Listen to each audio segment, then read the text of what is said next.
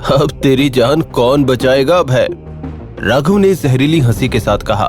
राघव की ये बात सुनकर जख्मी हालत में अभय जोर जोर से हंसने लगा। अभय को हंसता हुआ देखकर राघव कंफ्यूज हो गया। लग रहा है तू अपनी मौत को देखकर पागल हो गया है।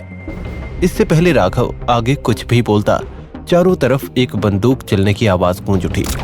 राघव ने अपनी नजर घुमाई तो वो हैरान हो गया। उसने देखा कि उसकी गाड़ी के पीछे बूढ़े बाबा और जोरा अपने हाथ में बंदूक लिए खड़े थे। अभय, जिसके बाहरी शरीर पर कोई खास घाव नहीं दिखाई दे रहा था, अचानक से उसकी आंखों के सामने अंधेरा छा गया और वो बेहोश हो गया। कुछ वक्त के बाद अभय को जब होश आया तो उसने देखा कि उसकी आंखों के सामने कप्तान साहब, मेहका, धीरज राजपूत, खुशी, टाइगर, वेरोनिका और जोरा खड़े हुए थे। वहीं प्रेरणा, रिया और रेणुका भी मौजूद थे। अभय को जंगल वाले सेफ हाउस में लाया गया था। अभय ने जब अपनी आंखें खोली, वो घबराया हुआ लग रहा था। वो उठते ही बोला, खुशी कहाँ है? ये सुनते ही उसके सामने खुशी आकर खड़ी हो गई और मुस्कुराते हुए बोली, मैं ठीक हूं अभय, थैंक यू। मम्मी पापा यह देखकर परेशान हो जाएंगे।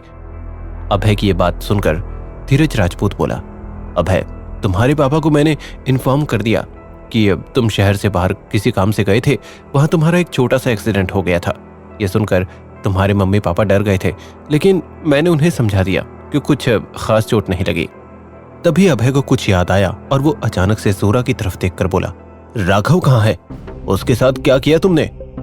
जोरा मुस्कुराते हुए बोली, उसने तुम्हारी बात मानकर खुशी को छोड़ दिया तो मैंने वार्निंग देकर उसे छोड़ दिया।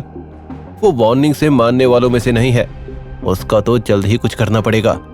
अभय ने गुस्से में कहा, मुझे अकेले में अभय से बात करनी है, सब कुछ देर के लिए बाहर जाओ। आज इस सेफ हाउस में हमारा आखिरी दिन होगा।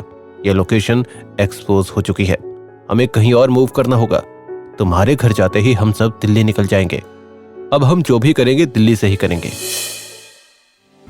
अभय जब घर पहुंचा तब उसने देखा कि उसके मम्मी पापा बहुत घबराए हुए थे।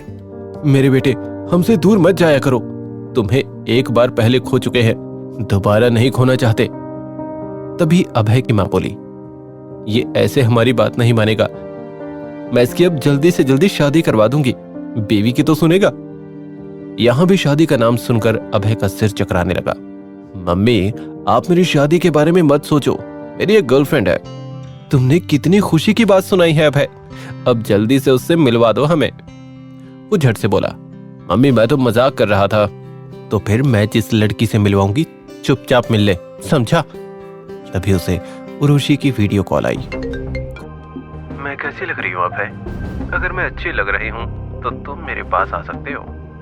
उर्वशी ने सेंसुअल आवाज में अभय से पूछा।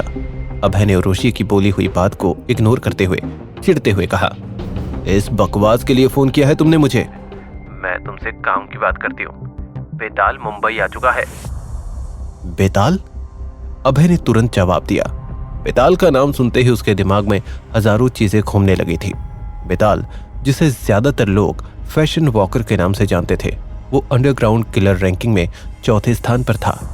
वो एक हाई प्रोफेशनल क्रिमिनल कहलाता था। चलो रखती हूँ, बाय, लव यू। उर्वशी का ये बिहेवियर अभय की समझ से बाहर था। अभय ने मेहका की दी हुई दवाइयां खाई और फिर उसे खुद ब खुद नींद आ गई।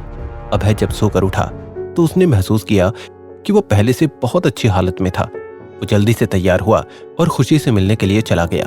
रेस्टोरेंट में खुशी को देखते ही वो बोला, तुमने क्या सोचा खुशी, तुम मेरी गर्लफ्रेंड बनने के लिए एक्टिंग करोगी? तभी सामने से सानिया आते हुए दिखी तो अभय के होश उड़ गए। खुशी गई तो सानिया अभय के सामने आकर बैठ गई। अभय, मुझे खुशी ने सब बता दिया है, तुम भी बता सकते थे ना? अभय, मुझे पता है तुम्हारे घर वाले हमारे लिए नहीं मानेंगे, बहुत पुराने सोच वाले हैं। हेलो अभय। अभय ने जब पीछे मुड़कर देखा तो वो चौंक गया, क्योंकि उसके सामने बेताल खड़ा था।